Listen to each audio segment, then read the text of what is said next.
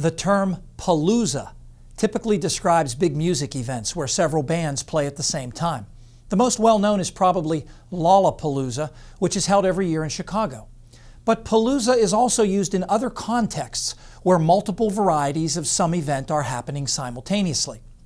Late last week, I heard the term WeatherPalooza used because the U.S. was facing an unusual simultaneous threat from a tropical storm, blizzard, tornado outbreak, and wildfires.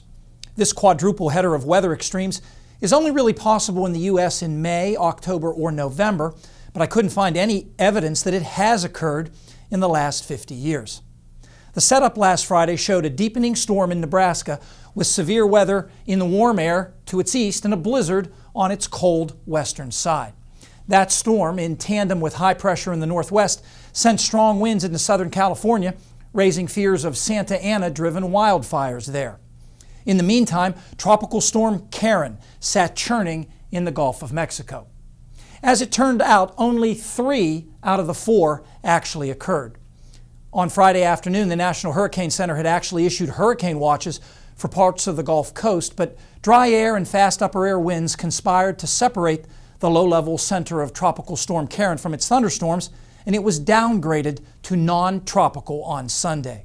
In contrast, a very intense Santa Ana wind event did develop in Southern California on Saturday, but despite the driest conditions there in the last 5 years and winds gusting above 70 miles per hour at times, there were no large wildfires, though 2,500 acres on and near Camp Pendleton Marine Corps Base between Los Angeles and San Diego were burned.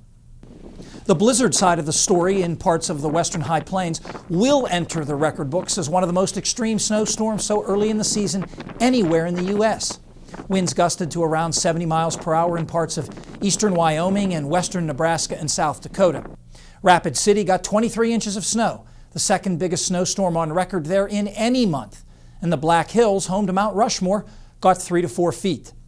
The deep, fresh blanket of snow was vividly evident from space once the storm departed, though notice that because the Black Hills are so heavily forested, even with the snow cover, they appear darker on visible satellite imagery. Meanwhile, on the warm side of that storm, Friday brought an unusually strong tornado outbreak for October, with one violent EF4 twister packing maximum winds estimated at 170 miles per hour. This was only the 6th tornado of that intensity reported in the U.S. in October since 1950.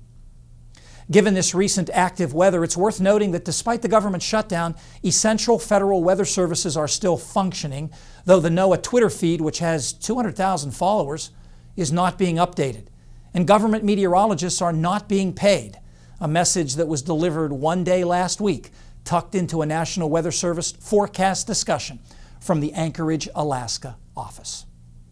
Paul Knight is back next with his own forecast discussion in the extended range.